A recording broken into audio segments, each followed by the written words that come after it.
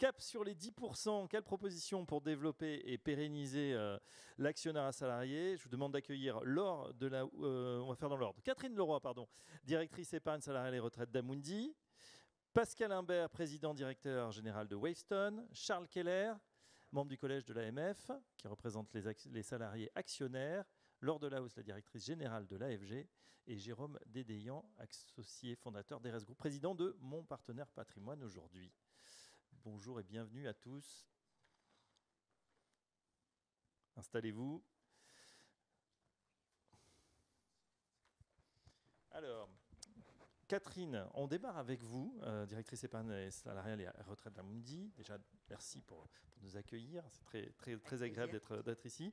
On a bien entendu, écouter tout à l'heure votre introduction. Moi, je voulais vous demander tout simplement, voilà, là aussi, on n'a pas 4 heures, on a à peu près 40 minutes ensemble pour répondre à la question. Cap sur les 10%, quelle proposition pour développer et pérenniser l'actionnariat salarié? Il y a des leviers pour les entreprises et pour les salariés. On démarre avec les entreprises. Comment on incite les entreprises à se lancer, à lancer une action d'actionnariat salarié aujourd'hui ou en 2024? Allez, on y est presque. Alors, pour moi, bien évidemment, il va y avoir quelques mesures réglementaires, fiscales, dont d'autres que moi parleront mieux. Il y a des incitations, c'est évident, des incitations fiscales dont la loi Pacte a été assez symbolique en la matière, avec l'abaissement, par exemple, du forfait social sur l'abondement, sur l'actionnariat salarié. Et ça, ces incitations fiscales ont un impact quasi immédiat sur les opérations. Donc vous voyez, je parlais tout à l'heure de notre baromètre sur l'actionnariat salarié. Lorsque le forfait social a été abaissé pour l'abondement des entreprises sur l'investissement en actionnariat salarié, on a vu immédiatement un abondement moyen augmenté par les entreprises. Donc, on est en France, l'incitation fiscale, elle fonctionne toujours, c'est évident. On parlait tout à l'heure de simplicité, pour moi c'est un élément majeur. Les entreprises, aujourd'hui, l'actionnariat salarié reste quand même assez souvent concentré sur du côté et sur de la grande entreprise. Si on veut accompagner le déploiement de l'actionnariat salarié, il faut accompagner de plus petites entreprises, des ETI, des PME à se lancer dans l'actionnariat salarié.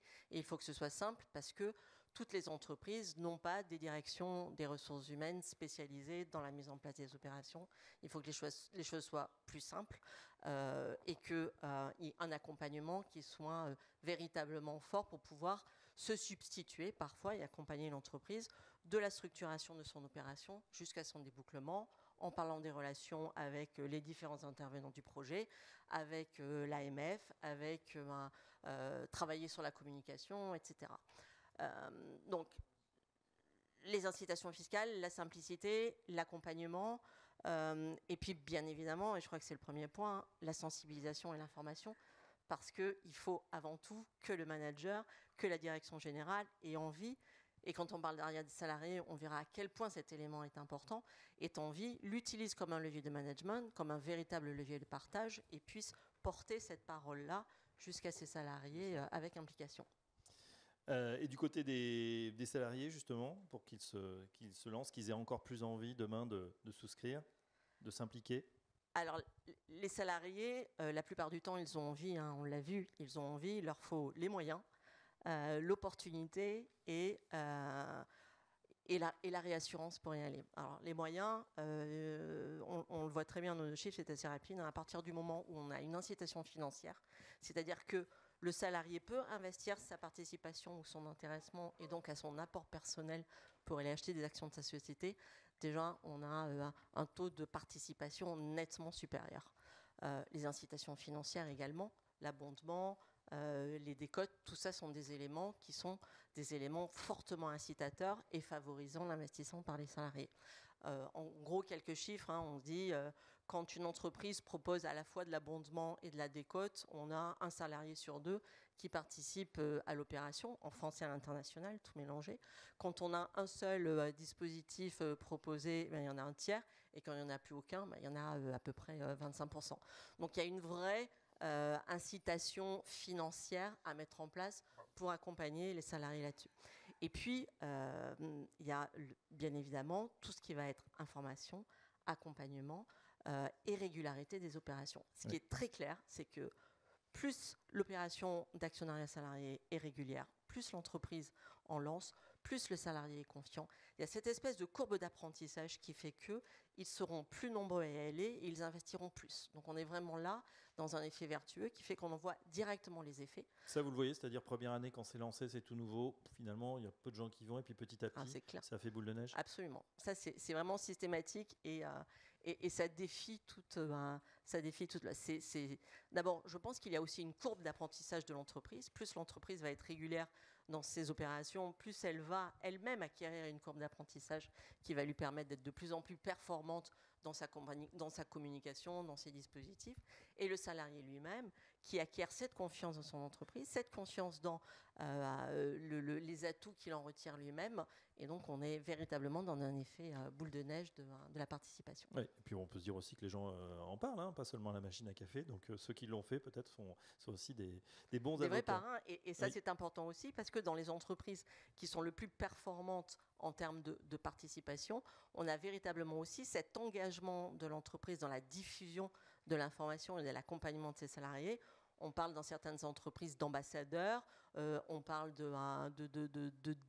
d'accompagnateurs, on parle de beaucoup de noms, mais ce sont ces salariés qui vont aller démultiplier la parole de l'entreprise et la présentation de l'opération salariée auprès de leurs pairs.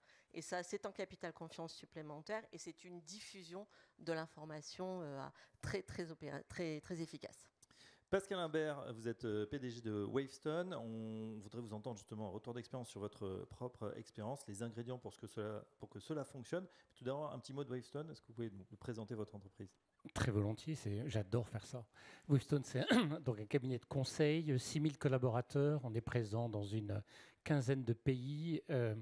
Nous sommes un cabinet de conseil coté, ce qui n'est pas très fréquent sur le marché, coté depuis maintenant près de 25 ans. Nous accompagnons des entreprises pour les aider à se transformer. Et donc, notre métier, c'est de mettre en place des équipes projets constituées de consultants qui vont travailler sur les problématiques que rencontre l'entreprise. Un people business, et donc, bien sûr, l'actionnariat salarié, ça a particulièrement son sens dans une entreprise comme la nôtre. Alors, quand est-ce que justement vous avez mis en place ? Très rapidement, en fait, l'actionnariat salarié, je dirais que c'est presque dans les gènes de Wavestone. Je crois qu'on a commencé notre première opération d'actionnariat salarié, il y avait 80 personnes dans l'entreprise. On était encore une toute petite entreprise. On est allé en bourse très rapidement et effectivement, au moment où on a fait ce saut pour devenir une entreprise cotée, on a commencé à développer l'actionnariat salarié. On a fait je ne vais pas être grossier, donc on a fait toutes les bêtises possibles. On est passé par tous les dispositifs. On a tâtonné pendant quelques années. C'était pas très simple, au début des années 2000, de mettre en place l'actionnariat salarié. Mais à partir de 2007, on a stabilisé notre dispositif. On a mis en place un FCPE. On l'a articulé avec des plans d'attribution gratuite d'actions. Et on a un dispositif, je rejoins complètement ce que vient de dire Catherine Leroy, qui a commencé à prendre vraiment son envol à partir du moment où on a apporté de la stabilité et de la lisibilité. Et depuis 2007, on a fait très attention à faire juste du fine-tuning de manière à ce que petit à petit, tout le monde comprenne comment ça marche, tout le monde comprenne que par ailleurs, ça fonctionne bien.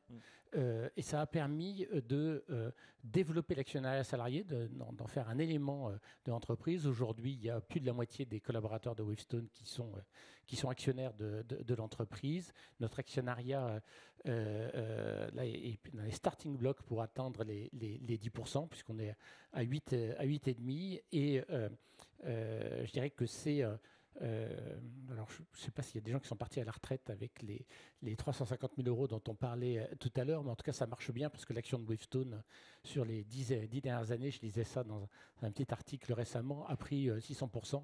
Donc, effectivement, c'est bien sûr quelque chose qui a alimenté la volonté de devenir actionnaire de l'entreprise.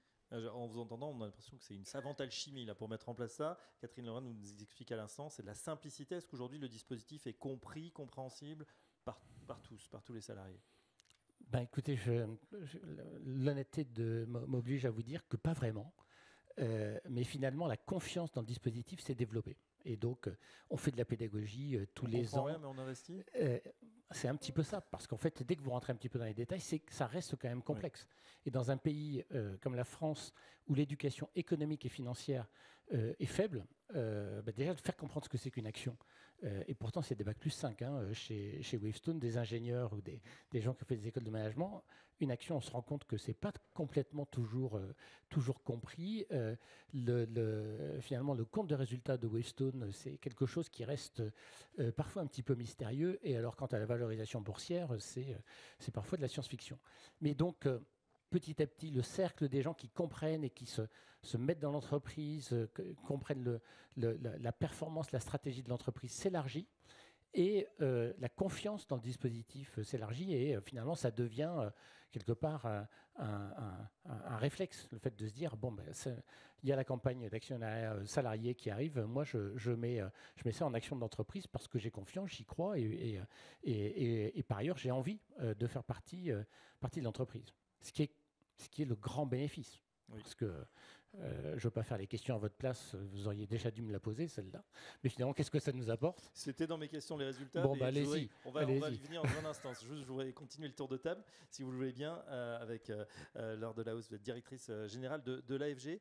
Il y a un mot qui revient souvent sur les deux tables rondes, c'est éducation financière. On sait que vous êtes en pointe sur ces sujets, justement. Eric Pinon, qui ici a beaucoup contribué. Effectivement, et il continue d'ailleurs. Et c'est vrai que c'est un sujet qui revient. On le disait, même avec des bac+5, même des fois, on le sait, c'est le cordonnier le plus bas chaussé. Quelqu'un nous racontait l'anecdote, même un directeur financier finalement qui avait du mal aussi avec ces dispositifs. C'est assez étonnant. Qu'est-ce qu'on peut faire pour faire progresser tout ça, Laure? Il y a beaucoup de choses à faire, mais l'épargne salariale est... Le micro, on va le brancher peut-être.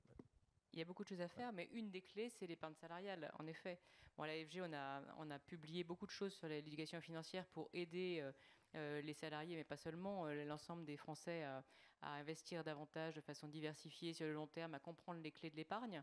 On a publié un guide d'ailleurs récemment sur la partie finance durable.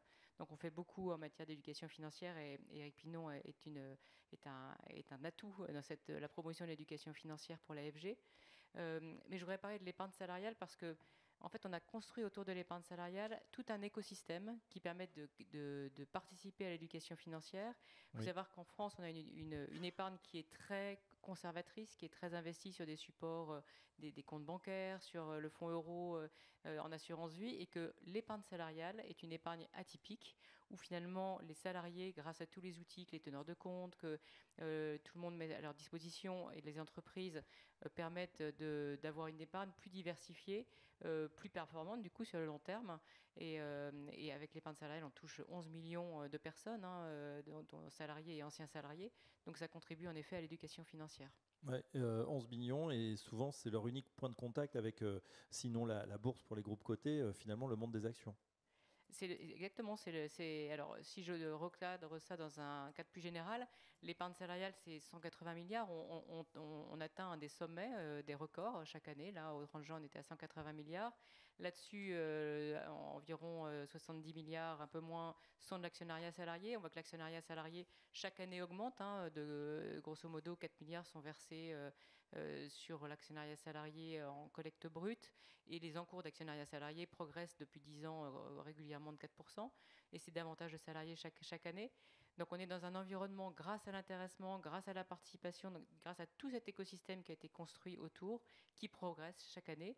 Et donc le partage de la valeur, c'est une vraie notion en France dont s'est emparé les entreprises, les partenaires sociaux, bien sûr les professionnels et même les politiques, puisque chaque année on a une loi qui vient trouver des nouvelles mesures pour faire grossir cette épargne salariale et toucher davantage de salariés avec un potentiel de croissance, comme le disait Bertrand Rambaud tout à l'heure, très fort du côté des PME en particulier. Oui, on sait aussi, beaucoup l'ont dit, que c'est un modèle finalement, ce modèle français, qui devrait peut-être être plus reconnu en Europe. C'est ce pourquoi vous battez. Il devrait être plus reconnu. Alors on y arrive petit à petit. Alors, il y a un moment, on rêvait de la participation au niveau européen.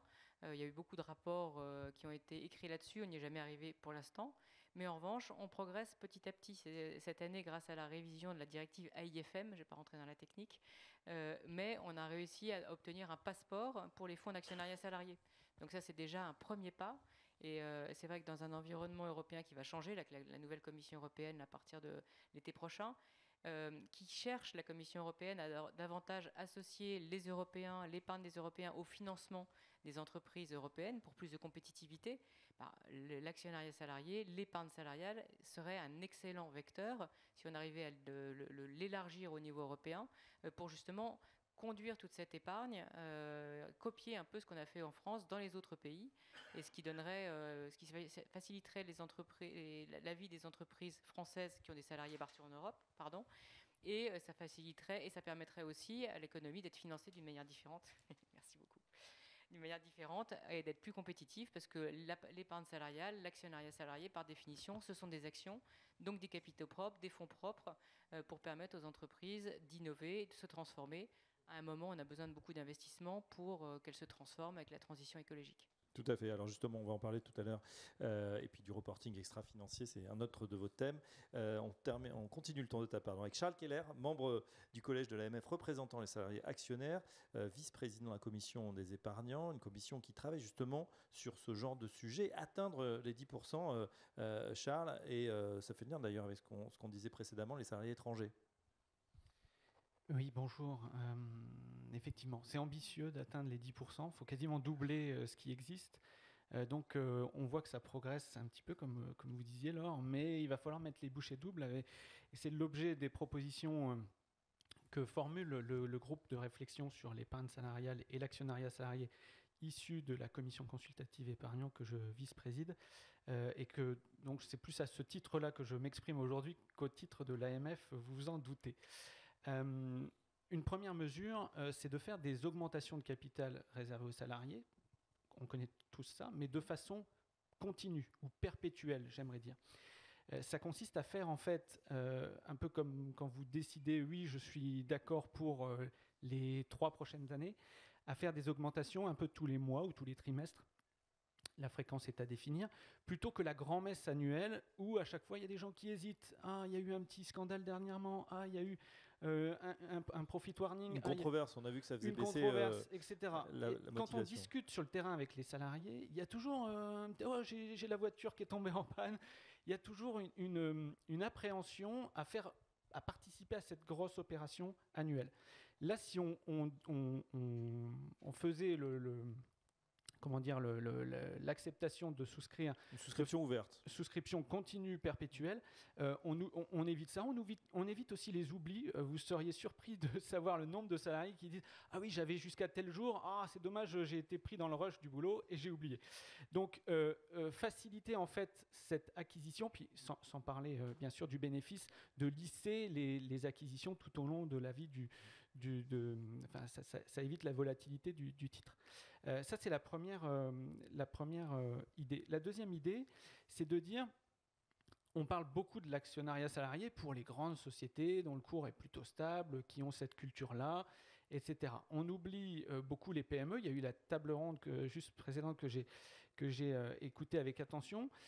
On oublie de dire que le sujet principal sur les PME, c'est quand même le risque associé au titre. Et chat échaudé craint l'eau froide. Si quelqu'un a fait une augmentation de capital ou a souscrit du capital de son entreprise et que ça s'est craché, c'est difficile après de venir reconstruire la confiance sur le long terme.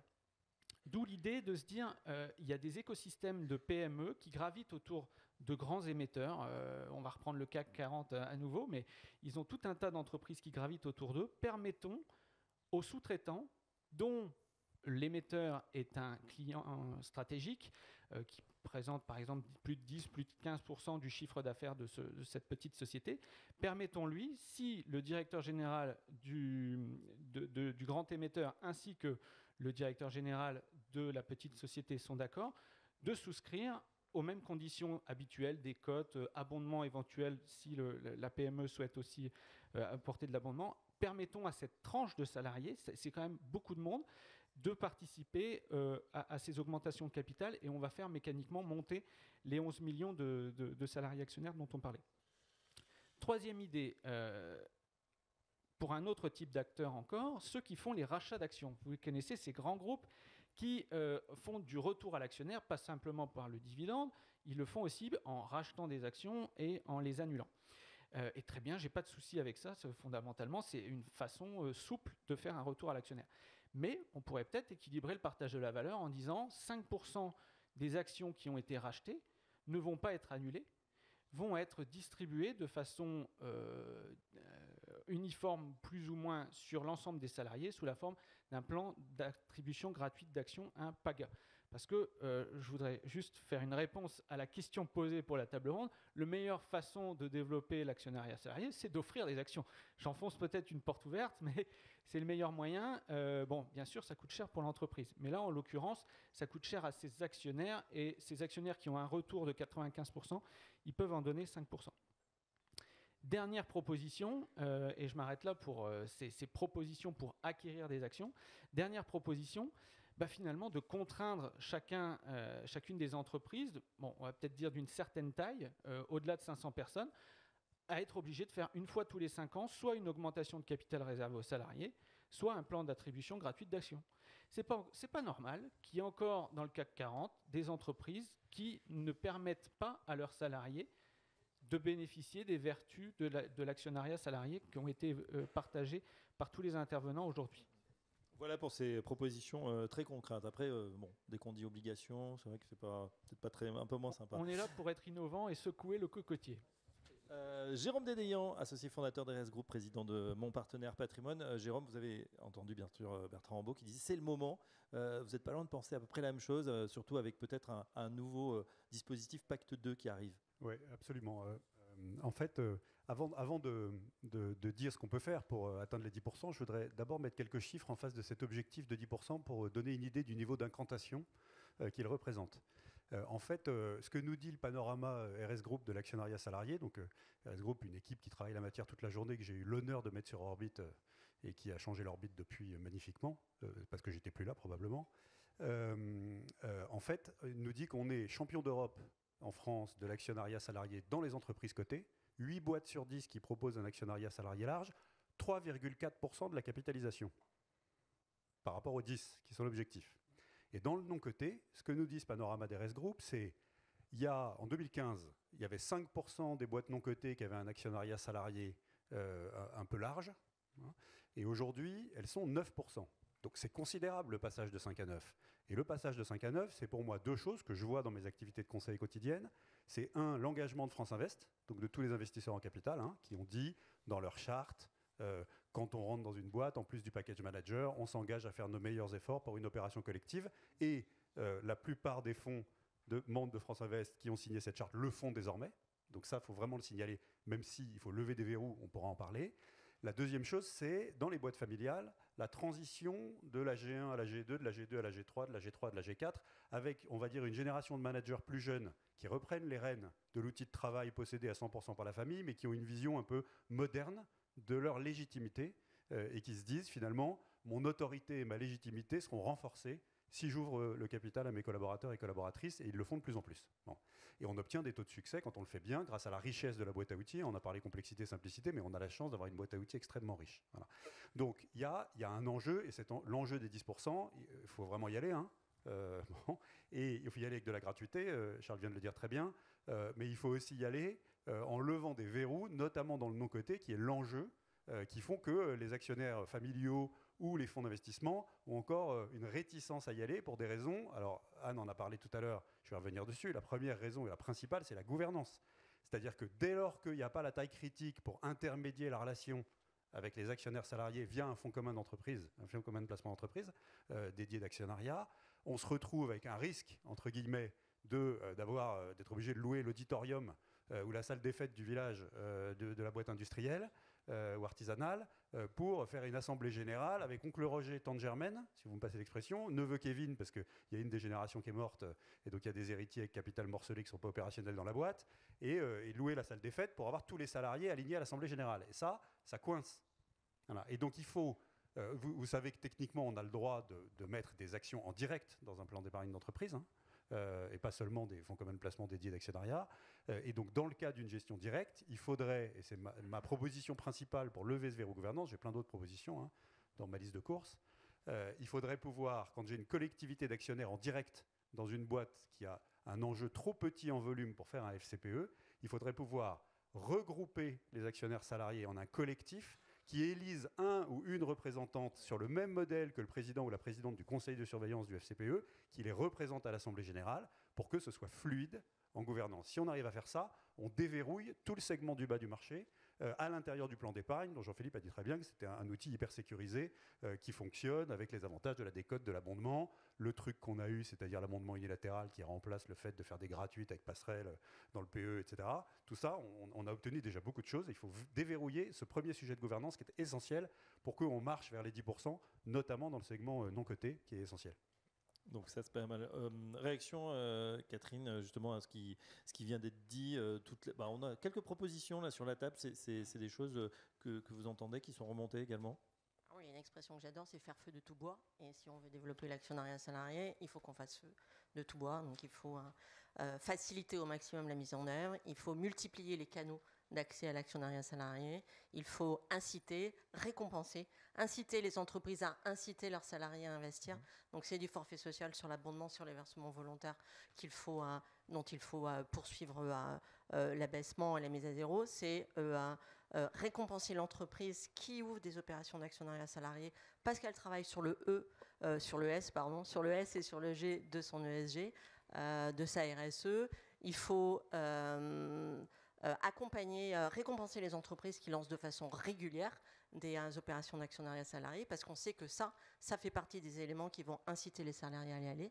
Donc inciter l'entreprise à le faire tous les ans, à le faire plusieurs fois par an, parce que ça lui évite aussi de remonter et de réapprendre à faire du vélo chaque fois, parce qu'on a beau dire qu'on sait toujours faire du vélo, mais c'est pas le cas. Ouais. Et techniquement, là j'ai une question, on a des propositions très contraintes, la souscription ouverte toute l'année, ça pourrait être, c'est faisable, c'est possible. On a des entreprises qui lancent plusieurs opérations dans l'année d'actionnariat salarié, des entreprises sur lesquelles les taux de participation de fait sont très élevés.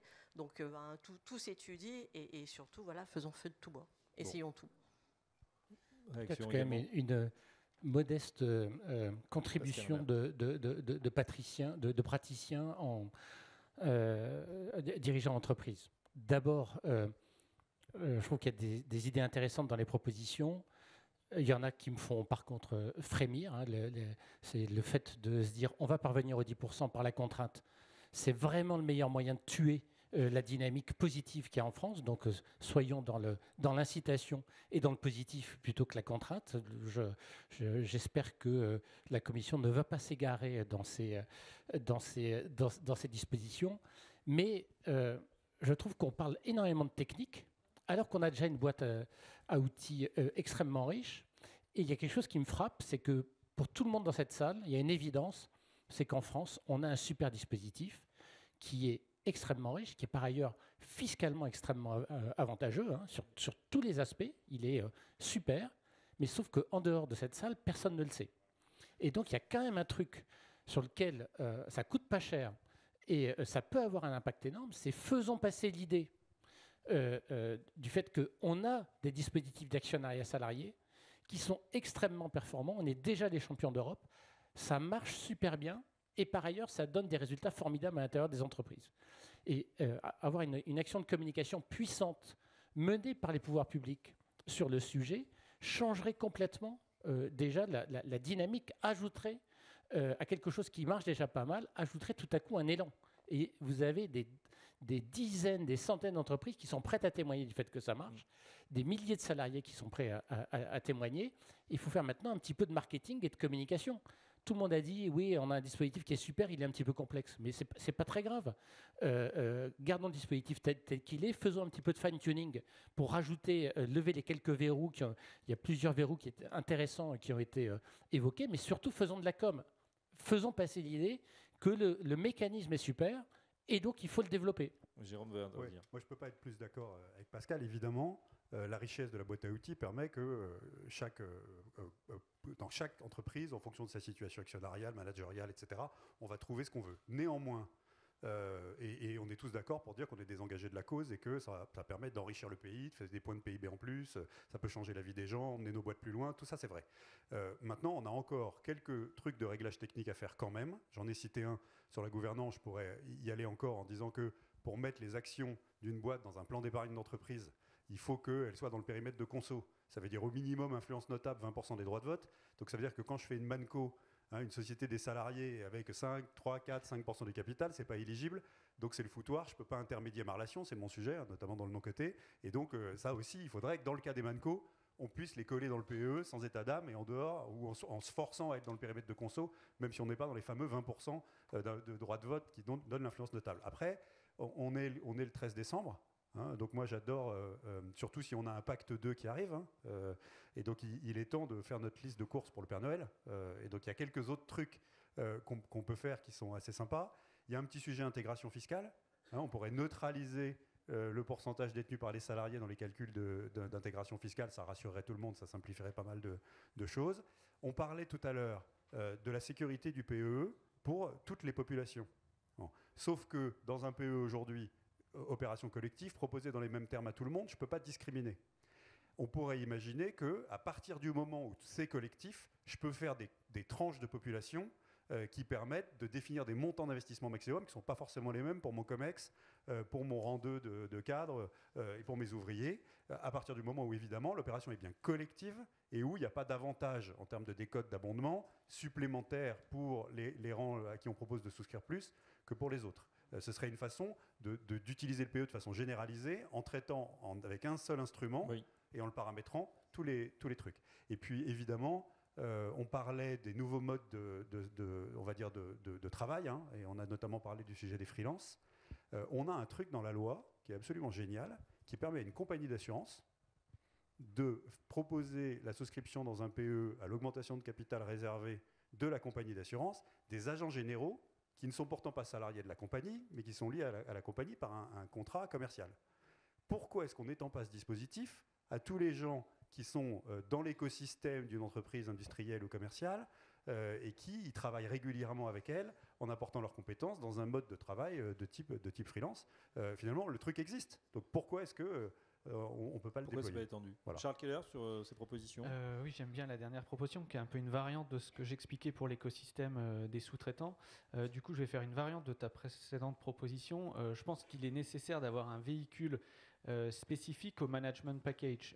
Il y a beaucoup de groupes qui distribuent des actions gratuites de performance ou de fidélité ou des LTI, enfin peu importe le nom, qui sont obligés à chaque fois d'inventer des systèmes pour distribuer ces actions.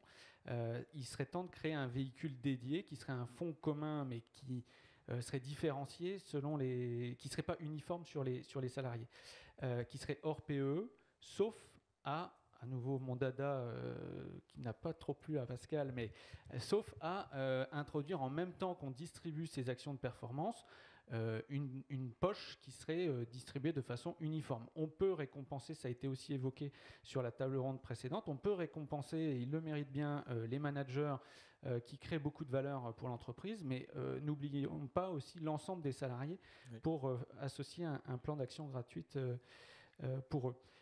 Et dernière proposition pour un petit peu favoriser la rétention des actions, d'essayer d'aligner la fiscalité de ces actions gratuites de performance en disant pour les bénéficiaires qui disent je m'engage à les garder 8 ans, il y a une fiscalité qui pourrait être similaire à celle du PEA qui est avantageuse, alors qu'actuellement ce n'est pas le cas du tout. Et en admettant que dans 7 ans, on n'ait pas de nouveau un mouvement de pigeons qui dit pourquoi on est revenu sur cette mesure qu'on nous avait promise. Non, pardon, excuse-moi.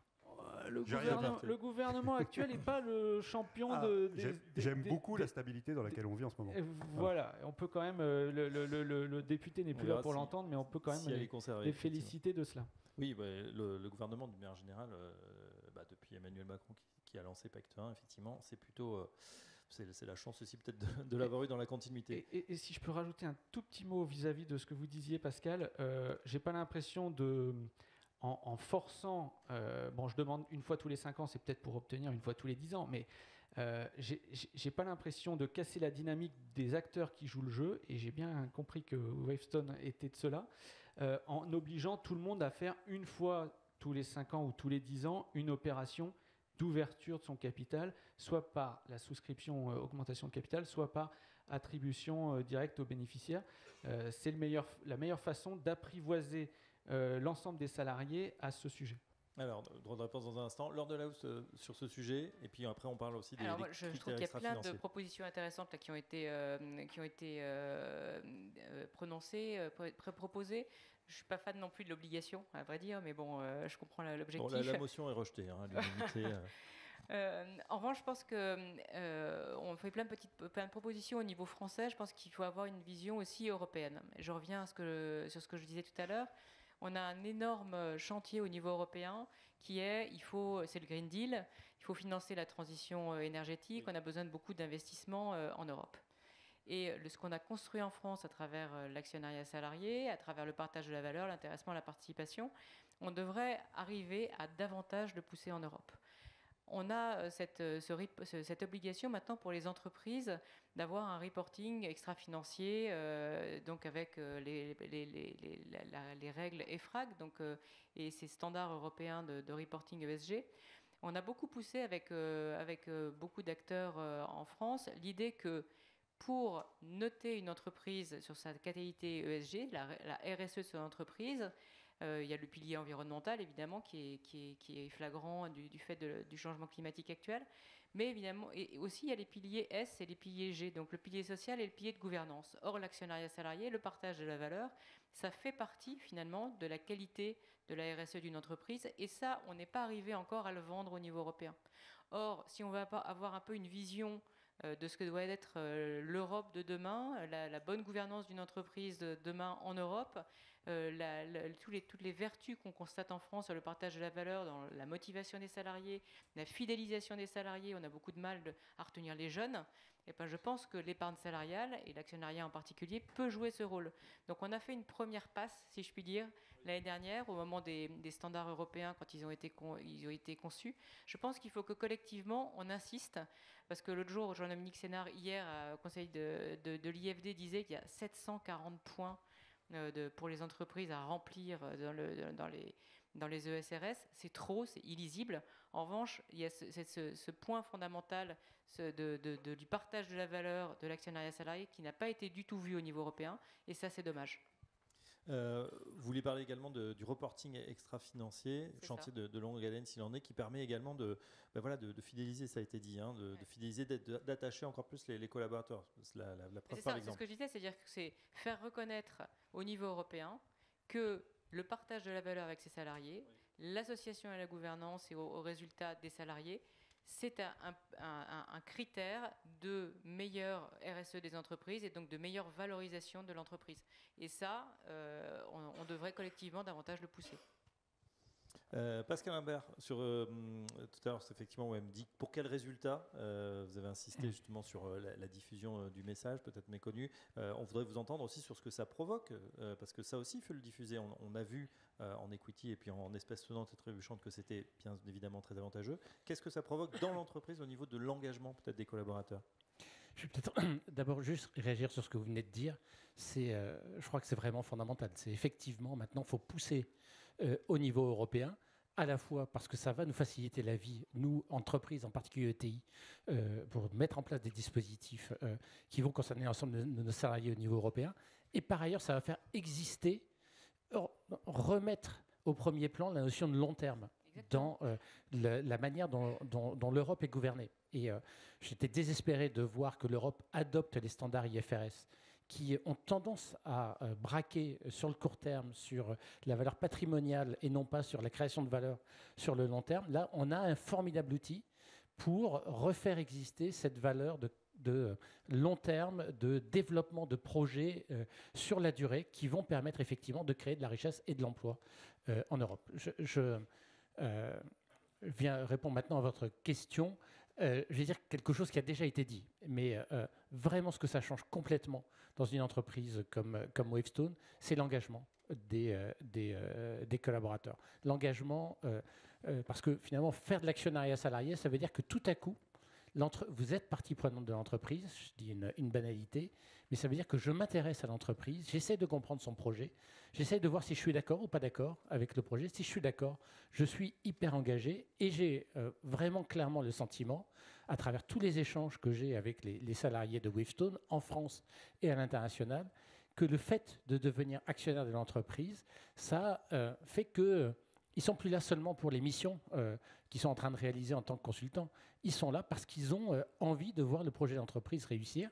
Et ça provoque finalement une manière de se comporter au sein de l'entreprise, de chercher à ce que l'entreprise atteigne ses objectifs, qui est sans commune mesure, finalement, avec, vous savez, les consultants, on dit c'est un peu des cow-boys, c'est un peu, même s'ils sont salariés, c'est un peu des freelances. Je pense que l'actionnariat salarié, c'est une manière de rendre l'ensemble des collaborateurs partie prenante de l'entreprise. Et c'est pour ça que chez Wavestone, on a beaucoup développé le fait que l'ensemble des salariés est accès à ce dispositif, et non pas, comme c'est le cas dans beaucoup d'entreprises de conseil, uniquement les personnes les plus seniors, ce qu'on appelle les partenaires. Bien sûr, nos partenaires sont actionnaires de l'entreprise, mais ce qui compte le plus, c'est que l'ensemble des salariés soient actionnaires de l'entreprise, parce que d'abord, c'est les futurs partenaires, et puis c'est par ailleurs eux qui réalisent tous les jours les missions. C'est un facteur d'attraction des talents également, ou de fidélisation?